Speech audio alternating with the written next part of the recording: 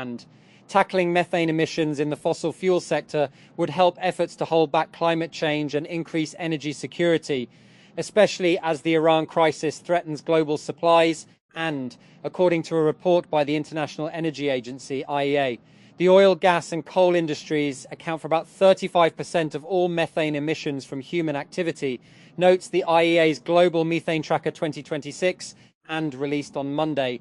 However, there is little progress in reducing them, the report points out.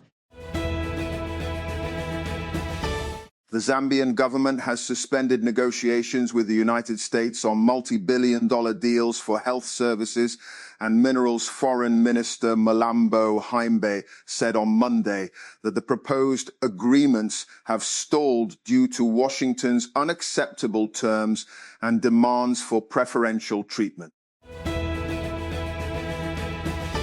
The United Arab Emirates, UAE, on Monday formally withdrew from the Organization of Arab Petroleum Exporting Countries, SOPEC, just days after exiting another bloc which shocked energy markets. The announcement follows the UAE's earlier exit from OPEC and the wider OPEC Plus alliance. Islamabad, the National Accountability Bureau, NAB, Karachi on Monday, announced the recovery of 80 acres of government land illegally allotted to Baria town in the Gulshan Islamist housing scheme in Hyderabad's Der Ganjo Takar. A press release said, according to the press release, the land worth $6 billion was located in a prime area of Hyderabad district. And public opinion within parts of the American Jewish community on the US-led war against Iran has shown a noticeable shift, with support easing and opposition rising over time, according to a recent survey. While different polls focus on different segments of the community, both point to growing reservations about the campaign as it has progressed.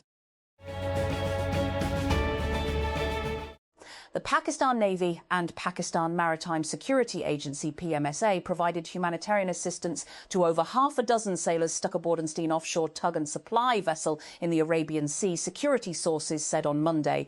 The rescue and support operation for the crew, which included 6 Indians and 1 Indonesian national, was initiated after the Maritime Rescue and Coordination Centre in Mumbai contacted Pakistani authorities and requested assistance. The United States Supreme Court has temporarily reinstated a rule allowing an abortion pill to be prescribed through telemedicine and dispensed through the mail, lifting a judicial ban that narrowed access to the medication nationwide. Justice Samuel Alito issued an interim order on Monday, pausing for 1 week a decision by the New Orleans-based 5th U.S. Circuit Court of Appeals to reimpose an older federal rule requiring an in-person clinician visit to receive mifepristone. A car has been driven into a crowd in the German city of Leipzig, killing at least 2 people. Police said the driver had been arrested and was no longer considered a threat, but offered no additional details. Emergency services declared a mass casualty incident. Nearly a week after the makers of the popular web server management software cPanel and web host manager WHM alerted users of a critical flaw in its software, hackers are still targeting thousands of websites that use the vulnerable software. As of Monday, there are more than 550,000 potentially vulnerable servers running cPanel, a number that has remained stable for days. And there are now around 2,000 cPanel instances likely compromised, down from around 44,000 on Thursday. These statistics are published by Shadow Server, a non-profit organisation that scans and monitors the internet for cyber attacks. Following a directive from the Board of Revenue Punjab, district administrations across the province have started revising property valuation rates. Sources told Pro-Pakistani that the Prime Minister has been briefed that reducing tax-related friction in the property sector could help attract investors from the United Arab Emirates and other Gulf countries. Deputy Prime Minister Ishaq Dar was informed by the Petroleum Ministry on Monday that the country has sufficient reserves of Pehel products till the third week of June. The information was conveyed to the Deputy Premier during a high-level meeting to review the country's petroleum, oil and lubricants stock position. South Waziristan. An attempted suicide attack on a security forces post near Azam Warsak Bazaar in Khyber Pakhtunkhwa, South Waziristan area was foiled on Monday evening, officials said. According to security sources, the attacker attempted to target the army post using an explosive-laden coach. However, due to timely action by Pakistan Army personnel, the vehicle was destroyed before reaching its target. Rudy Giuliani, the former New York City mayor and longtime champion of President Donald Trump, is recovering from pneumonia and is now breathing on his own, according to his spokesman. In a statement on X, spokesman Ted Goodman said that Giuliani has had restrictive airway disease since the 9/11 terror attacks that diminished his ability to fight off pneumonia. Austria has expelled 3 Russian diplomats, accusing them of spying. The diplomats, who have already left the country, used a forest of antennas installed on the roofs of diplomatic buildings to gather information, Foreign Minister Beat Meinl-Reisinger said. Britney Spears will avoid jail time after she agreed to plead guilty to a lesser charge following her arrest on suspicion of driving under the influence. A lawyer for the 44-year-old appeared in court on Monday and pleaded guilty to reckless driving involving drugs or alcohol. Spears was not required to attend the hearing. 2 people have died and several were injured after a car drove into a crowd in the eastern German city of Leipzig on Monday afternoon. Local authorities said Mayor Burkhard Jung said the suspected perpetrator was apprehended, adding that authorities were not yet clear on the motivation. At least 1 person has been killed after a car struck several people in the eastern German city of Leipzig, local authorities said Monday. 2 other people were severely injured and have been taken to hospital, while 20 more have been affected, according to Axel Schuh, the head of Leipzig's fire brigade. And GameStop made an unsolicited $56 BN bid to acquire e-commerce giant eBay, a company with a market value nearly 4 times higher. As the video game retailer seeks to boost profitability, eBay confirmed the offer on Monday and said that there had been no prior discussion or outreach with GameStop before receiving the offer. Is the rise of prediction markets unstoppable? Companies like Polymarket and Kalshi have boomed, and so have the controversies that surround them. US senators are now banned from using such sites, and a US soldier has been charged over bets placed on the abduction of Venezuelan President Nicolas Maduro. How is it already changing our reality? In this episode,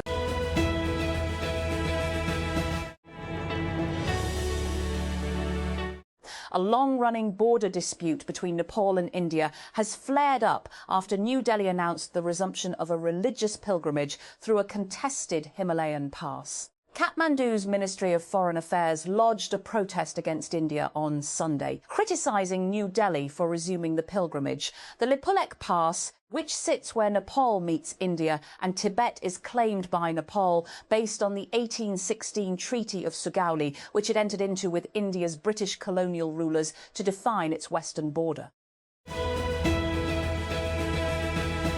2 days before the Elon Musk versus OpenAI trial began last week, Musk texted the model maker's president and co-founder Greg Brockman. Musk suggested to Brockman that OpenAI settle the suit. After Brockman replied by suggesting both sides drop their suits, the exchange went off the rails, with Musk responding, "By the end of this week, you and Sam will be the most hated men in America. If you insist, so it will be."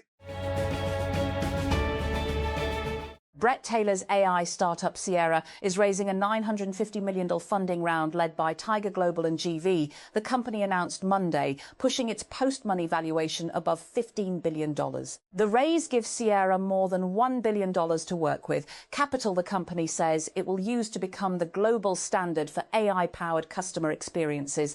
Like a lot of AI companies, Sierra has, smartly, been very proactive in touting its own growth in a crowded market.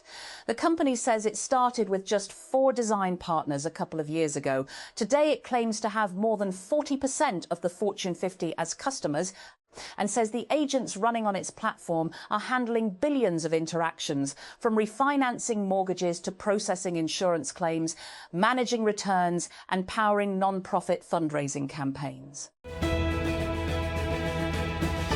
When do we take AI doomers seriously? That's a key subtext of Elon Musk's attempt to shut down OpenAI's for-profit AI business. His attorneys argue that the organisation was set up as a charity focused on AI safety and lost its way in pursuit of lucre. To prove that, they cite old emails and statements from the organisation's founders about the need for a public-spirited counterweight to Google DeepMind. And fire broke out at a major UAE oil industry zone on Monday after a drone attack originating from Iran, the authorities said, and as the Gulf state's military separately intercepted 3 Iranian missiles over its waters and a 4th crashed into the sea. Civil defense teams were deployed immediately to contain the blaze at the Fujairah oil industry zone, the Fujairah media office said in a statement, adding that 3 Indian citizens were moderately injured in the attack and taken to the hospital.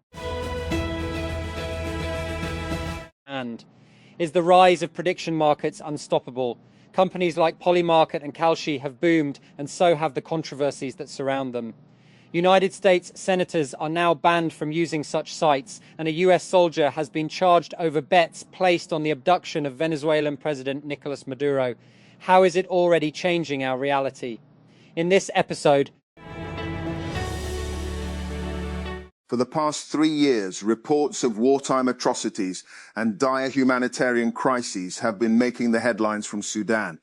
Now, satellite imagery shows the extent of the damage to the country's agriculture and industrial sectors. An Al Jazeera digital investigation using Sentinel-2 satellite imagery and the Normalized Difference Vegetation Index, NDVI, reveals the devastating toll of the war on Sudan's largest irrigated farming projects in the central states of Jazeera, Sennar and Khartoum. The United Arab Emirates has said its air defenses are engaging with missile attacks and incoming drones from Iran.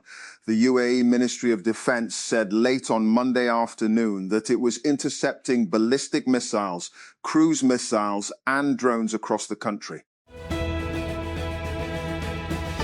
And United States Treasury Secretary Scott Bessent has accused China of funding the largest state sponsor of terrorism, referring to Iran, saying that Beijing should help Washington in efforts to reopen the Strait of Hormuz.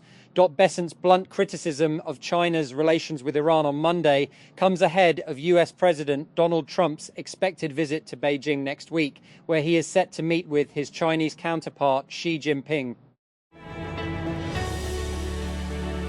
And the United States has transferred 22 crew members from the Iranian container ship, the Tuska, to Pakistan in what Islamabad describes as a confidence-building measure.